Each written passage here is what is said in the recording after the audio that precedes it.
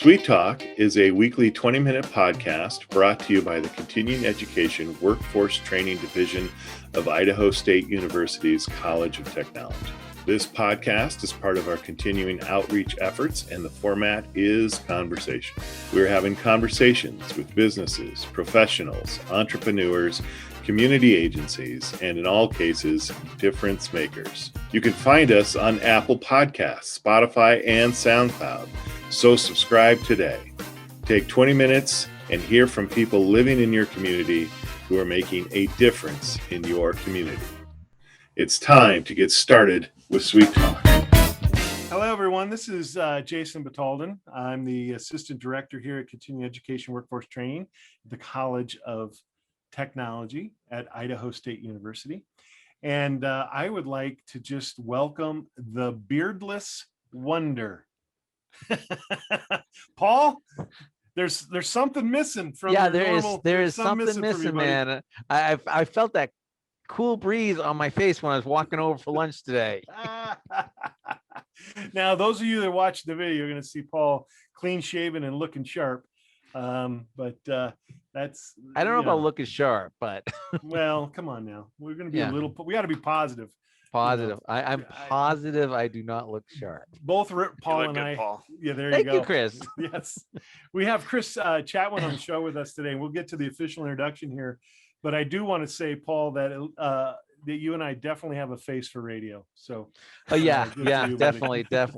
You know, I people say, hey, I saw the video. Oh, please don't watch that video. Yeah, just go right to the audio podcast. Please don't watch the video.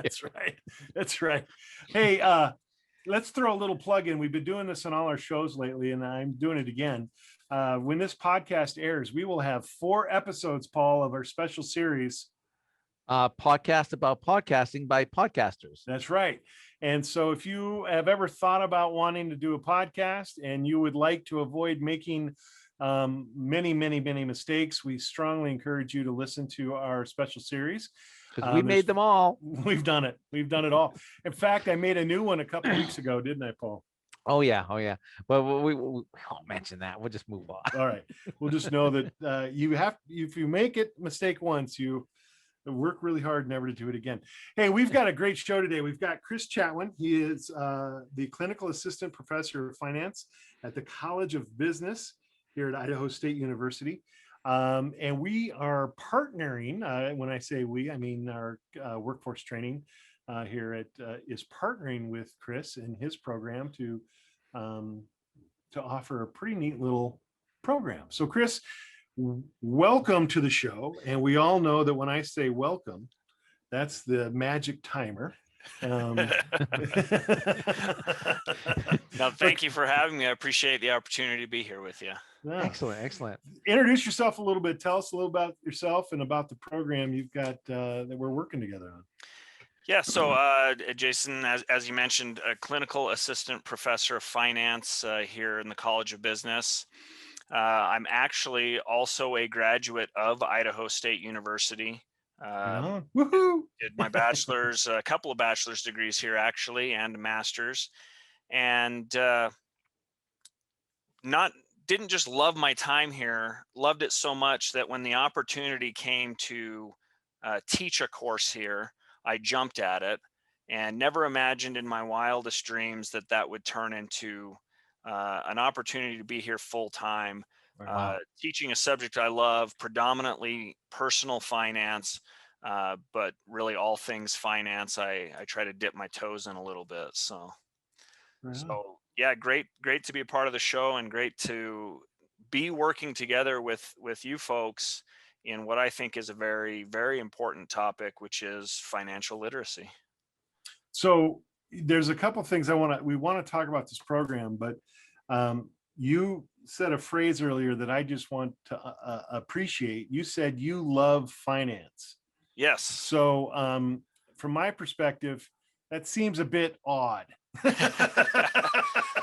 From my personal spot where I sit in life, I hate money and I hate finance. I want to share a little bit. What do you mean by that love of finance? That's kind of cool. So here's what I love about it. Usually a statement like that, people might misconstrue, and that's usually because it's been romanticized maybe by the Okay. movies.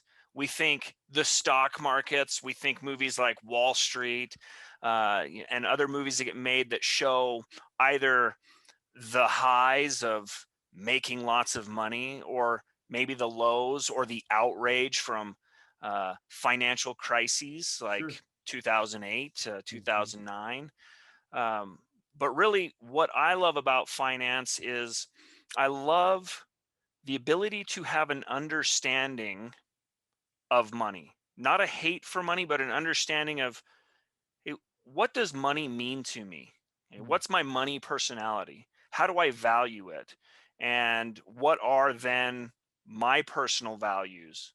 Maybe not just about money, but how I'm going to use money and other financial resources to further my values. So when I say I love finance, I mean, I love having an understanding of how I can use my own personal finances to maybe not be entrapped by money mistakes or a lack of money, or sometimes it's not a lack of money. I know plenty of individuals with plenty of money, but poor management of that money. And that leads to kind of that financial entanglement. So Mhm. just having an understanding, and it creates freedom. It creates Oh, there you freedom is go. what it is. There you go. I can't agree with you more. As an individual who maybe did not manage their money or have an appreciation earlier in life, now I have this total new concept of following. I can tell you what my credit score is up to like the minute. Hmm. And I find being more aware of how your financial decisions affect, just that credit score and your ability to do things with your money, Exactly. is all important. Yeah, absolutely. Um, for me, again, I went to college not necessarily knowing what I wanted to study. I thought I was going to be an anthropologist, to be quite honest with you, and just started taking lots of classes. I took a personal finance course, and it did a couple things for me. It helped me realize that, hey, my parents maybe didn't plan as well as they could have. And as a result, my parents both ended up working very, very late into life, even, beyond when physically it was comfortable for them. And I thought, I don't want that to be me. So I loved that class, and it kind of inspired what I went into, what I continued to study. I studied accounting and economics. I studied finance. I went into financial planning. And so, again, when the university came and said, hey, would you be willing to teach one class a week? I said, personal finance? Absolutely. Because it was that impactful to me. So, So you're kind of bringing up an interesting point, right? That not only did you recognize maybe your own need for understanding and increase of awareness or appreciation for all of the different aspects of financial literacy, financial planning, but you also seem to connect it that if you're needing this information, um, you a lot of others most likely will oh, need it too. absolutely. So that's part of that inspiration, right? Is that part of your love of finances, not just appreciating the value, but helping others appreciate the value. That's exactly why I love teaching. Mhm. What I love about teaching is being able to share that and see, those changes that take place where, kind of the light bulb moment of, oh, so retirement is possible, Mm. or freedom is possible. Hey, I can do the things I want to do. And that doesn't necessarily mean that I have to try and get the highest paying job possible. I can do what I love, and be responsible in my finances, and have that freedom. Freedom is just that big word that just I can't get out of my mind, because that knowledge Mhm. is freedom. So this program that we're joining hands together on, this Mhm. financial literacy program, it's safe to assume that that's the intent, right? Is to help individuals maybe appreciate the freedom that this wisdom, knowledge, understanding can provide. Yeah, exactly. If you think about taboo subjects, right? Things that you should never talk about, politics, religion, finances, Right. those are Right. just those things. They're taboo. We don't talk about them.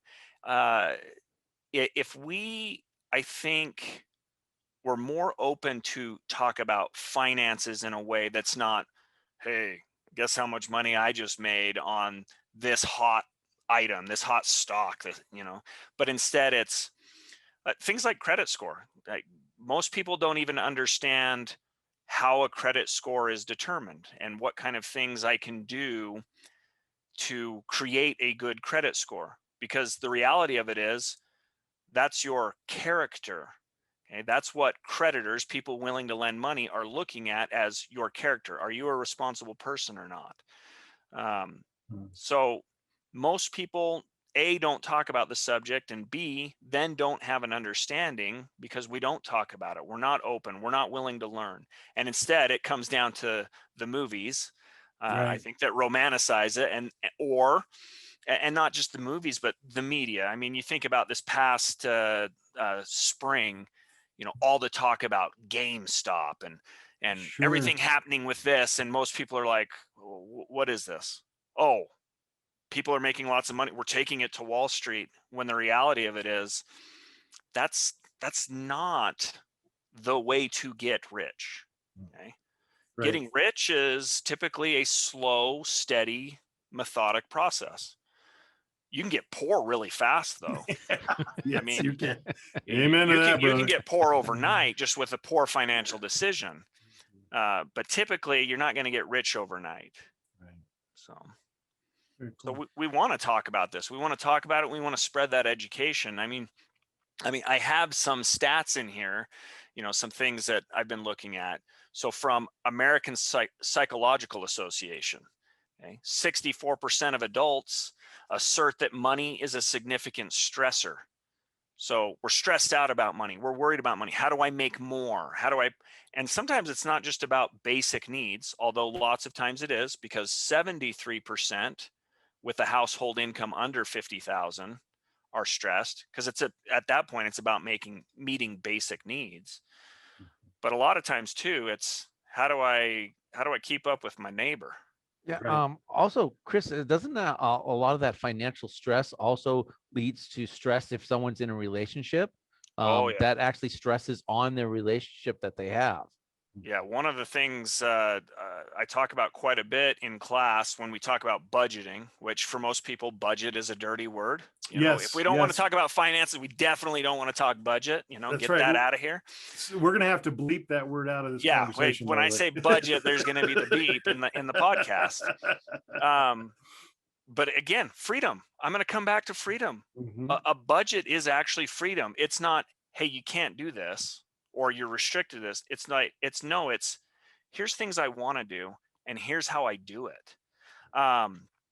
And so when I talk about budgeting, we also talk about the need of, hey, if you have a significant other or someone with whom you share finances, these need to be joint conversations. It's not just a personal stress, it's a stress for anyone who provides for others. And it's certainly a stress when, two people are not on the same page. And yeah, we don't want that stress. We want to talk through these things. We want to be on the same page. And that doesn't mean we're going to be in complete agreement. My wife and I are not always in complete agreement on everything, but we can talk through things to come to that agreement Right. and have an understanding of what we're accomplishing. Sure. And then that goes back to the budget word, the B word, Yeah. right? Is that when those disagreements come up and you've already established agreed upon budget, then you blame the budget. You know what I mean? It's the budget's fault. It's The not budget's mine, fault. right? It's the Well, budget's fault. Don't take this personal. I'm not saying no. The budget's saying no. yeah, Right. yeah. Mhm. We agree, here it is. There's no money. Yeah. No, but and then sometimes it's a matter of reevaluating. Sure. Okay, the budget says no. Is the budget wrong? Can we have some wiggle room? Sure. Can we plan for other things? And we go from there. So on this financial literacy program that you've put together, can you kind of run down just a little bit kind of give us the nuts and bolts of this thing a little bit and kind of let us know what it's all about? Yeah. So the kind of the genesis of this really comes from the dean of the College of Business here, Dean Hunt, who when he arrived, he was talking to me about this, and he said, when I graduated from college and went to my first job, I didn't even know what a 401k was. There's a need for us to, take this a step further. And of course, we were teaching personal finance here at the university. And, he kind of thought, well, how can we take this even further? And we've created a certificate, a financial literacy certificate, where you can take 3 courses, a total of 9 credits, and kind of enhance that personal knowledge and your own knowledge and application of personal finance and financial tools. So born That out of that, basically. Yeah, and that course will opens up. You register through our continuing education workforce training website at cetrain.isu.edu. Mhm. It will be in our upcoming fall catalog, and registration opens August 2nd. And this is an online only course that allows you to kind of take it at your own speed. Yeah. So, kind of the wonderful thing about us now working on this partnership of not just, okay, through the university, maybe for somebody who's currently enrolled in college that's taking this courses, but how can it also maybe benefit maybe not a current student, maybe either full time, part time, or just someone in the community that's looking for some extra knowledge? We've made some changes to where let's make these fully available online. So, through Workforce, uh, we've got online at your own pace. First course is a personal finance course, and there's 4 modules within the course. Opens in the fall, for the first time, and yeah, you can go at your own pace. You want to listen to the recordings at 2 a.m. while you're sitting in your PJs, laying in bed. That's totally fine. Uh, it, it's at your pace when you want. Now, of course, with 4 modules, you got to complete the first to move on to the second. Um, but at your pace, when it works for you, is the goal. Okay, so I've not been involved in creating the classes, and I kind of come in on this cold. So what you're saying is these classes are available for credit students and non-credit students and anyone from the community, all at once. Is that correct? Absolutely. Yeah. Okay. So essentially, uh, one of the goal classes, so a class or a learning objective that students at ISU need to meet, is an information literacy type course. And so the personal finance course that we teach through the College of Business has qualified as that learning objective. So it has existed here in the College of Business, and we'll continue to teach that course to college students, anyone either just trying to satisfy the learning objective so they can get their diploma, or just wanting a knowledge of personal finance. And so we have it both in person and online for convenience. Now we can just pull that online and make that available to the community at large. The second course in the financial literacy is a financial concepts course, and that has typically been taught through the College of Business every fall semester. And it's typically been the finance course for business minors. So anybody gonna minor in business, they would take this course as their finance core. Again, it's provided us an opportunity to tailor that to not only be that course for business minors, but also be a community offering or an offering to current students who maybe now want to enhance those financial concepts and take it maybe more into the corporate realm. So you got your personal finance as the first course. Second course is you're learning more about corporate finance and branching off from there. So. Very cool. So I got a question here. Here's my question. If you could give one piece of financial advice, or I don't know, can we use the word tip, or just something that you wish everyone would come to grips with when it regards to personal finance? What would you want them to know? It's something I think we all know, but we don't follow. Okay. It's don't spend money you don't have. There's a fantastic Saturday Night Live skit. It's kind of an older skit when Steve Martin, I think, was a guest host. But it's a great skit. I mean, go Google it or get on YouTube and watch that skit. Don't spend money you don't have. We don't. Yeah. We don't follow that. Yeah, Chris, I completely agree. Again, I told you late, I got kind of on board with the financial responsibility late in life, but that's definitely one of my philosophies is if I don't have that money, I'm not spending that money. That's right. Right. It's like, and here's the thing, if you keep with that philosophy and you don't spend money that you don't have, for some reason, credit card companies just keep throwing you offers for credit cards. Well, and you talk about this and it's, like we talk about in class, like what's a perfect credit score?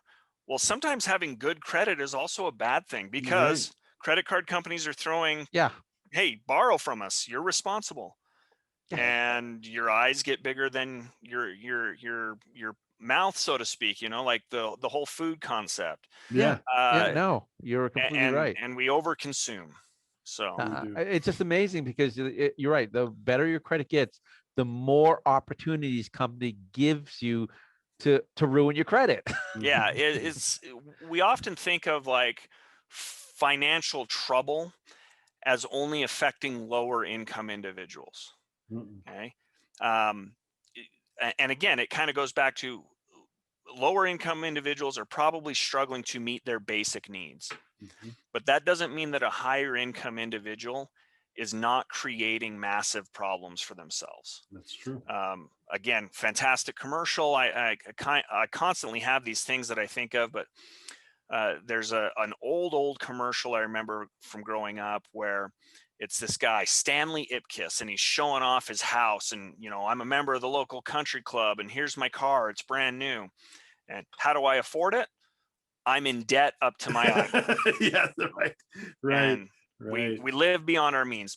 Study after study shows that doesn't matter how much money you make, with each raise, your spending will also increase. If we don't plan for what we're going to do, we can't say, well, when I get my next raise or when I graduate from college and get a full-time job, then I'll start saving for retirement, or then I'll start paying down debt. No, we'll start spending more. Okay. Yep. Unless you plan for it. That's right. Now I got to jump back a little bit here, Chris, because you brought it up. You brought up these romanticized movies. You mentioned Wall Street, which is a great movie, where we, well, we're going to finish this topic. We'll finish with this. Yeah, that's right. So we got Wall Street, where greed is good. Then I don't know if you ever saw The Big Short with Stephen Carell. Read the book. Yeah. Okay. But ultimately, in my opinion, the greatest Wall Street movie ever, Trading Places. the old Eddie Murphy. Yeah. Dan Aykroyd. The Chicago. Dan Aykroyd, Eddie Murphy. Yeah, I'm familiar. All right. Orange juice, the bacon, and trading pork bellies, and that's right, and oranges. Yep. Orange juice. That's the commodity exchange. Yep. Sure. Well, yeah, it's true. So I thank you for correcting me. That just shows you what a neophyte I am. That's the commodity exchange, not Wall Street, right? That's but they're all one and the same, really. If you think about it, it's their means of making money, and that is certainly also a tool, and certainly something that can get romanticized. All right. Well. So just one more time, when does the registration for this class open up? August 2nd. August 2nd, and they can go to cetrain.isu.edu to register for that class, correct? Yeah. Excellent. Yep. And anybody through the community, absolutely. And Chris, they can also get information on your landing page on your website, correct? That's correct. Yeah, we'll have a site there, a link through our landing page for how the community at large can be enrolled and benefit from this program. And then obviously if someone is a student, and how they can participate as well. Right on. Excellent. Well, Chris, thank you for being on the show. Oh, Yeah, thank you thanks so so much for much. having. I mean, this is just a fun conversation, is what this is. Well, yeah. Yeah, And This, I isn't, gotta- this isn't work. This is Yeah. just fun. No, and 20 minutes goes by really fast, doesn't Yeah, it? that's amazing. Well, and I can tell you all what I'm going to watch on TV tonight. I was just thinking the same thing. I got to rewatch that movie. I mean, Dan Aykroyd, Richard Pryor, Jamie Lee Curtis, Jamie Lee Curtis. I'm Donna thinking- Michi. Yeah. I'm Freddie thinking a Murphy. triple feature: Wall Street, Wolf of Wall Street, and Trading Places. There you go. Yeah, All you're gonna be right. busy. So we're going to put our plugs on the back here real quick. But if you want to get a hold of us here at ISU at Continuing Education Workforce Training, catch us at our website, cetrain.isu.edu. Call us on our telephone number, 208-282. 3372. Yeah, thanks, Paul. That's my job. That's my job is to be here. I can't ever remember that darn telephone number. Hey, thank you. Thank you for being on the show, Chris. Thank you so much. All right. And if you have any questions or want to contact us, please email us at cetrain@isu.edu. Very good. Or reach out to Chris. Hey, throw out your email address real quick. Yeah, absolutely. So you can get a hold of me just through my ISU email, Chris Chatwin. It's ChrisChatwin @isu.edu. Right on. Excellent. Excellent. Thank you again, Chris, for being on the show today. Thank you so much for having me, guys.